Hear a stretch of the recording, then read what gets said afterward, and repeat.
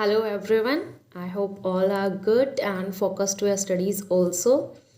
Today we are going to talk about haploid and diploid cell. This is a topic from chapter 5, that is cell. Cell beta, as we discussed earlier, is known as structural and fundamental unit of life. लेकिन आज हम इन्हीं sales के बेटा types करने वाले हैं। दो मैंने हेडिंग में लिख दिए हैं, haploid and diploid cell. Firstly type को देखने से पहले हमें ये पता होना चाहिए कि किस बेसिस पे हम अपना ये डिवीजन कर रहे हैं। Now the basis is number of chromosomes. Chromosomes के पैटर्न को, उनके नंबर को हम स्टडी करने वाले हैं। जैसा पैटर्न हमारे एक नॉर्मल सेल में पाया जाता है उसको हम बोलते हैं बेटा पेयर्ड स्टेट, यानी हर एक क्रोमोसोम अपनी कॉपी बना के वहाँ पे एग्जिस्ट कर रहा होता है। How many chromosomes I have drawn here? These are actually 2, लेकिन this set is known as set number 1। तो ये क्रोमोसोम 1 ही है और ये क्रोमोसोम 1 की क्या है, एग्जैक्ट कॉपी। ये हमारी कौन सी कंडीशन होती है? अभी मैंने आपको बताया this is a normal state. Normal state में हमारे पास जो न्यूक्लियस होता है उसमें हर एक क्रोमोसोम अपने पेयर में एग्जिस्ट करता है। दूसरा क्रोमोसोम अगर हम यहाँ पे बना रहे हैं, again it will be in paired form. Chromosome 2 को देखेंगे तो फिर से वो अपनी कॉपी बनाए हुआ है। This is chromosome number 2। आप इसको बेटा ऐसे काउंट नहीं करेंगे 1 2 3 4 हमारे पास 3 क्रोमोसोम्स हैं ma'am. No, it is actually ये क्रोमोसोम नंबर 1। ये बिल्कुल इसके आइडेंटिकल होता है, इसलिए मैंने सेम कलर से ड्रॉ कर रखे हैं। क्रोमोसोम 2 को देखोगे तो वो भी अपनी कॉपी बनाए रहता है। Now again there is a question कि जब सारे नॉर्मल स्टेट में कॉपी बनाए हुए हैं तो हमारे पास ये दो टाइप आ कहाँ से गए? एक्चुअली 99% जो हमारे पास सेल होते हैं बेटा वो नॉर्मल कंडीशन वाले सेल्स होते हैं। इन्हीं सेल्स को हम क्या बोलते हैं? Diploid sales. फाइन, कि हर एक जो क्रोमोसोम है डबल पेयर में प्रेजेंट है। Got it? और जो हमारा स्पेशल नहीं, वेरी वेरी स्पेशल केस होता है वो है हैप्लॉयड सेल्स का। तो अभी मैंने यहाँ पे आपको बताया कि 99.9% जो हमारे सेल्स होते हैं बॉडी में बेटा, कोई भी एग्जाम्पल की अगर आप बात कर रहे हैं, स्किन है, हेयर है, आरबीसीज हैं, तो यहाँ पे जो स्टेट हमें देखने को मिलेगी वो डिप्लॉयड स्टेट देखने को मिलेगी। डेफिनेशन की बात कर लेते हैं। Diploid cells are having double set of chromosomes। तो यहाँ पे अंडरलाइन करने वाली बात कौन सी है? That is having double set of chromosome. एक बार इसका स्ट्रक्चर देख लेते हैं। Suppose I am having this as a nucleus. Cell नहीं है ये, न्यूक्लियस है ये। न्यूक्लियस में अगर मैं 3 क्रोमोसोम लेती हूँ, this is chromosome 1, this is chromosome 2 and this is chromosome 3। तो डबल सेट बनाना है हमें, इसलिए हमें एक एक और कॉपी इनकी क्रिएट करनी पड़ेगी।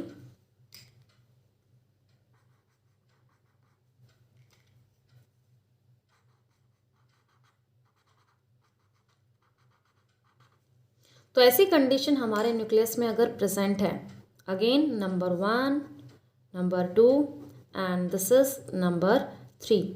ये क्या है? सेल नहीं है, न्यूक्लियस की हम बात कर रहे हैं। सेल का जो मास्टर माइंड होता है, जो सेल के मिडल में प्रेजेंट होता है, सेल की हर एक एक्टिविटी पे जिसकी नज़र होती है, न्यूक्लियस। और न्यूक्लियस में we are going to see these are present in a paired form. तो ऐसे सेल्स को हम क्या बोलते हैं? डिप्लॉयड। याद रखने के लिए See this alphabet. It is D for diploid and D for double set of chromosome. Example अभी मैंने आपको बताए हैं. बॉडी में कहीं से भी अगर आप सेल निकाल रहे हैं, उसको ऑब्जर्व कर रहे हैं, you got to see this type of pattern, जिसको मैं क्या बोल रही थी, एक नॉर्मल स्टेट.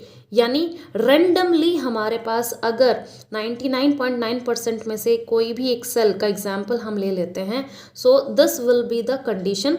हमारे पास टोटल क्रोमोसोम बेटा 46 होते हैं, लेकिन हम इसको लिखते ऐसे हैं 2 × 23 हमारे एग्जैक्ट क्रोमोसोम्स होते हैं. और इसका जो फॉर्मूला होता है वो होता है 2n. It may be 10 in case of butterfly, it may be 11 in case of another organism. तो n हमारा क्या रिप्रेजेंट करता है, how many different types of chromosome we are having. Diploid cells में हमेशा ये 2 से मल्टीप्लाई करके हम रखते हैं. फाइन. तो this formula is very very important. This is known as 2n state. तो इस न्यूक्लियस को अगर मैं बोलूँ कि कौन सी स्टेट में प्रेजेंट है, so it will be regarded as 2n. और इसी को ही हम क्या लिख रहे हैं, 2 × ह्यूमन बींग का केस देख रहे हैं, स्किन के बारे में बात कर रहे हैं, हेयर के बारे में बात कर रहे हैं, आरबीसी मैंने एग्जाम्पल आपको बताया. सो n for the human being is 23. 2 मैंने एज इट इज कॉपी कर लिया है. So how many chromosome we are having, 46. लेकिन इसमें कंफ्यूज होने की कोई बात नहीं है कि 40 के 46 आपको अलग अलग मिलने वाले हैं. अभी आपको पता चल गया है that actually we are having 23 chromosomes, लेकिन 23 क्रोमोसोम अपनी कॉपी बनाए हुए बैठे हैं. तो इसलिए टोटल नंबर हमारे पास कितना पहुंच जाता है, it will be 46. So these are the diploid cells. अब हम दूसरे टाइप की बात कर लेते हैं. दूसरा हमारे पास जो टाइप है बेटा, दिस इज हैप्लॉयड सेल. पहला ही क्वेश्चन ये आ जाता है कि जब हमारा काम डिप्लॉयड सेल से चल रहा है, बॉडी में हर जगह हमारे कौन से सेल प्रेजेंट हैं, डिप्लॉयड सेल प्रेजेंट हैं. What is the need for this haploid cell. Haploid cell की पहले डेफिनेशन कर लेते हैं. These are the cells having single chromosomes, और इसको हम क्या बोल सकते हैं, no pairing is seen. Chromosomes भी इसके पास ह्यूमन बीइंग के केस में मैंने अभी आपको बताया, इट विल बी 23. ठीक है. तो यहाँ पे chromosomes, let me draw nucleus.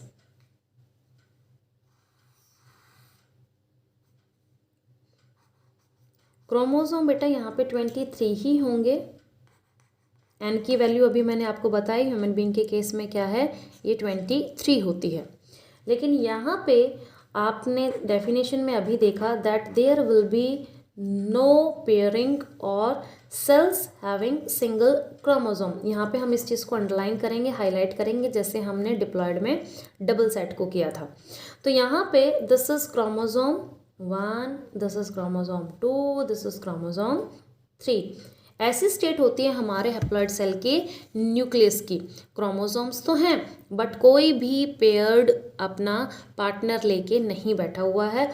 All chromosomes 1, 2 and 3 are present in single form.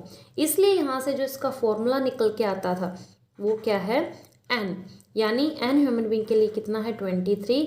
So the total number of chromosome in a haploid cell in a human being case, it will be 23. Diploid में देखिए 2n था, 23 को हमने 2 से multiply किया था क्योंकि हर एक अपना पेयर बनाए हुए हैं. यहाँ पे क्रोमोसोम्स कितने हो गए थे, 46.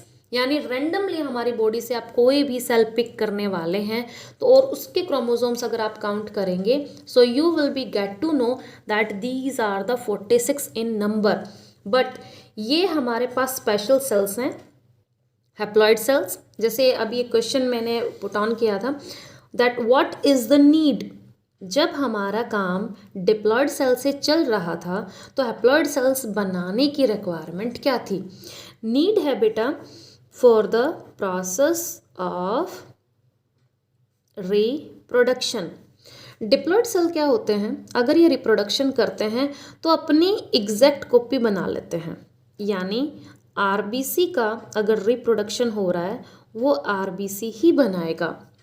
लिवर सेल अगर सेल डिवीजन करेगा या रिप्रोडक्शन हम बोल रहे हैं तो लिवर सेल ही बनाएगा, यानी ये सिर्फ और सिर्फ अपनी कॉपी बनाने के कैपेबल होते हैं। जैसा सेल है वैसी अपनी नेक्स्ट जनरेशन को प्रोड्यूस कर देता है। But when we are going to talk about complete organism, तो नेक्स्ट जनरेशन किसी भी पॉपुलेशन में या किसी भी स्पीसीज़ में जो हम देखते हैं, जैसे मंकीज़ हैं, फिशेज़ हैं, मस्कीटोज़ हैं, वो एक के बाद एक अपने नंबर को बढ़ाते रहते हैं। This is what we called as reproduction. तो उसमें कौन से सेल्स इन्वॉल्व होते हैं, कौन से हमारे ऐसे सेल्स हैं जिसमें इतनी कैपेसिटी है, these are that much powerful that they can generate an whole organism. So these are powerful and very very special case known as haploid cell. इसके टाइप्स कर लेते हैं। स्पर्म जो कि मेल ह्यूमन बींग्स में पाए जाते हैं, and the ovum in female human beings. तो ये इसके कुछ एग्जाम्पल्स हैं। ये हमारी बॉडी में कहाँ पे पाए जाते हैं, inside the testes we are having the sperm and ovum inside the ovary. तो ये इनकी लोकेशन है। testes and ovaries we very well know that these are known as reproductive organs of an organism. तो यहाँ पे मैं एक बार broadly फिर आपको इमेज बता देती हूँ, कैसी इमेज आपके माइंड में बननी चाहिए। जैसे ही मैं डिप्लॉयड सेल बोलूँगी, D for diploid, D for double set of chromosome, याद रखने में भी इजी रहेगा आपको। D for diploid, D for double. Fine. Chromosome, कितने भी क्रोमोसोम हैं ह्यूमन बीइंग के केस में, ये कितने, 23, हर एक अपने पेयर फॉर्म में प्रेजेंट है। फाइन। हैप्लॉयड सेल जैसे ही मैं बोलूँ, H for haploid, H for half, आपके माइंड में फटाफट इमेजिनेशन बन जानी चाहिए that these will be having only and only 23 chromosome.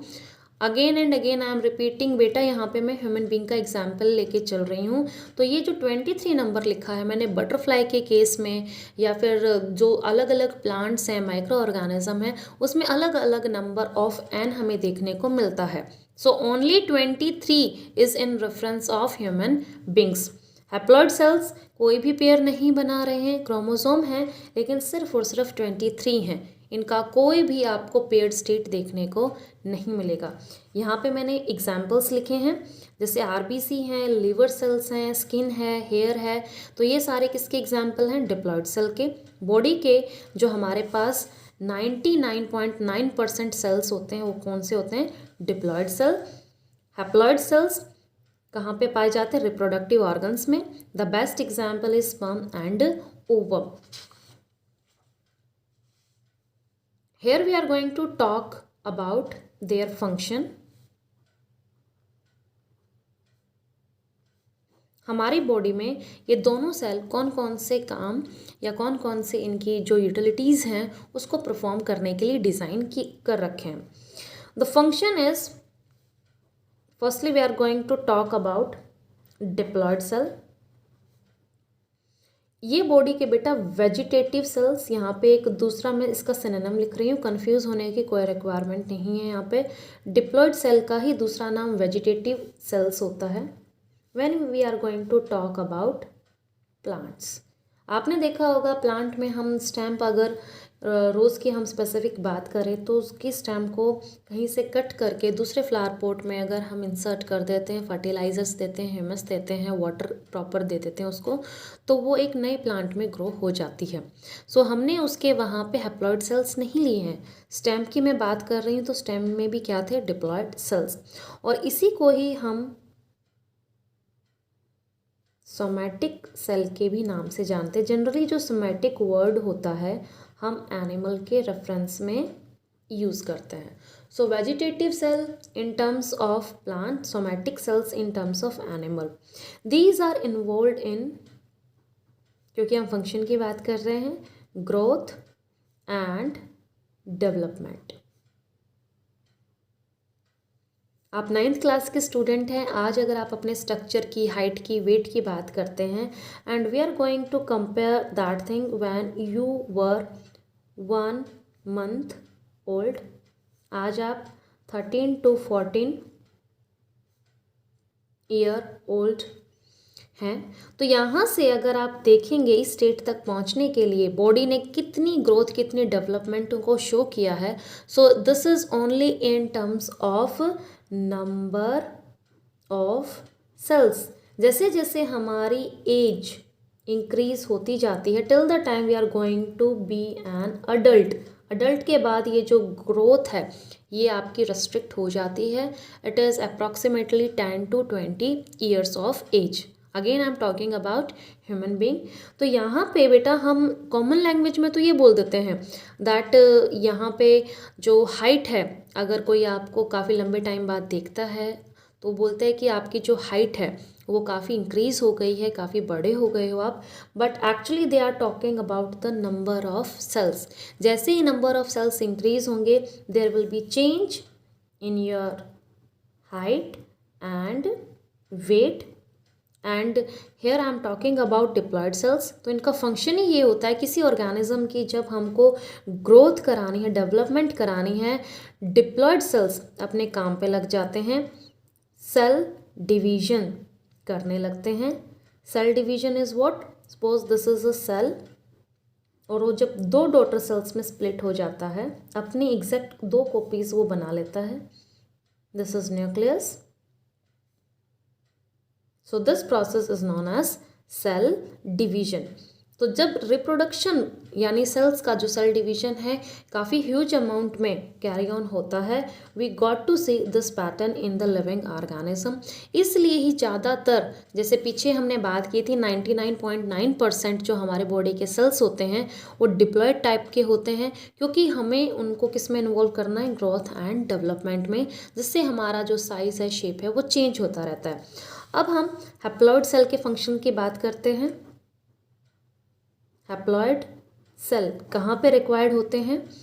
I have given you example of sperm and ovum. Now these are involve in a very special process known as reproduction. और ये reproduction cell का नहीं हो रहा है, ये reproduction यहाँ पे देखिए बेटा, इस सेल ने अपना रिप्रोडक्शन किया। Suppose this is a cell we are having from I, और इसने 2 सेल बना लिए, वो भी बिल्कुल इसकी एग्जैक्ट कॉपी होंगे, और आई में जो फंक्शंस होते हैं उन्हीं को ही परफॉर्म करने के कैपेबल होंगे।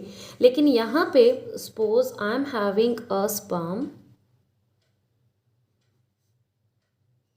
Fine, and it is going to fuse with the ovum at the time of reproduction, और इनसे जो सेल बनेगा बेटा,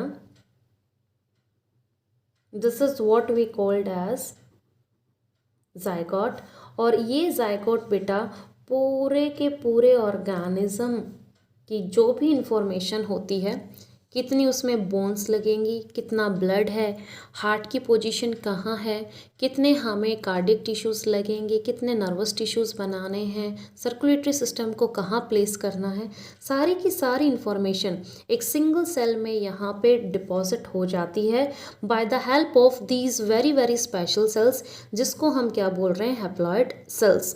तो इनका मेन काम होता है रिप्रोडक्शन कराना, खुद का नहीं, पूरे के पूरे ऑर्गेनिज्म का, जिससे हमारे हैप्लॉयड सेल्स बिलोंग कर रहे हैं।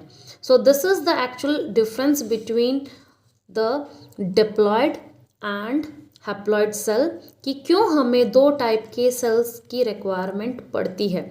बॉडी का अगर ग्रोथ एंड डेवलपमेंट हो रहा है in terms of liver, in terms of skin, in terms of density of bones, in terms of height, तो उसमें कौन से सेल्स इन्वॉल्व हैं, डिप्लॉयड सेल्स। बॉडी में कहीं पे भी अगर आप रिप्रोडक्शन होते हुए देख रहे हैं, आपके नंबर ऑफ आरबीसी इंक्रीज हो रहे हैं, आपके जो रिसेप्टर्स हैं वो इंक्रीज हो रहे हैं, न्यूरॉन्स बन रहे हैं, नर्व्स इलोंगेट हो रही हैं, दैट मीन्स कौन से सेल्स हैं, डिप्लॉयड सेल्स हैं। If we are going to talk about the reproduction of complete organism, तो वहाँ पे हमारे ये सेल काम नहीं आएंगे बेटा। इनको अगर हम रिप्रोडक्शन करने का ऑर्डर देते हैं तो ये अपनी एग्जैक्ट कॉपी ही बना लेंगे। फाइन, इनको ऑर्गेनिज्म पूरा डेवलप करना नहीं आता है, इसलिए नेचर ने हमारे पास जो रिप्रोडक्टिव ऑर्गन्स हैं, खासकर टेस्टिस एंड ओवरीज, वहाँ पे एक स्पेशल सिनेरियो क्रिएट कर रखा है, that is the production of haploid cell. और यही haploid cell at the time of mating, at the time of fusion, these are going to be in very close contact. They are going to fuse, give rise to a new structure that is known as zygote। और इसीलिए इनकी जो utility होती है वो body में सबसे important होती है। अगर आपके हैप्लॉइड सेल्स में कुछ प्रॉब्लम आएगी, if there is a problem in sperms and in gametes, और गैमेट्स एक जो वर्ड है यहाँ पे वो डिस्क्राइब कर लेते हैं। जैसे मैंने डिप्लॉयड सेल के लिए आपको सिनोनिम बताया था, दिस इज वेजिटेटिव सेल और सोमैटिक सेल, ऐसे ही हैप्लॉयड सेल्स के लिए हम सिनोनिम कौन सा यूज़ करते हैं, gamete. The sperm and ovum are nothing but an example of this gamete only. Fine, now sperm and ovum are going to be fused together at the time of reproduction to give rise to a new structure। और यही बेटा पूरी life को continue करने की capacity रखता है। इसीलिए जो हमारे हैप्लॉइड सेल्स होते हैं वो टेस्टिस और ओवरीज के अलावा आपको कहीं पे भी बॉडी में देखने को नहीं मिलेंगे। Fine, so today we are going to discussed till here only. आगे हम जो इसका नेक्स्ट पार्ट करेंगे that will be mitosis and meiosis, और वहाँ पे हम इन दोनों वर्ड को बार बार यूज़ करने वाले हैं। इसलिए पहले आपका हैप्लॉइड एंड डिप्लॉइड सेल को समझना काफ़ी इंपॉर्टेंट था, वो हमने इस वीडियो में देख लिया।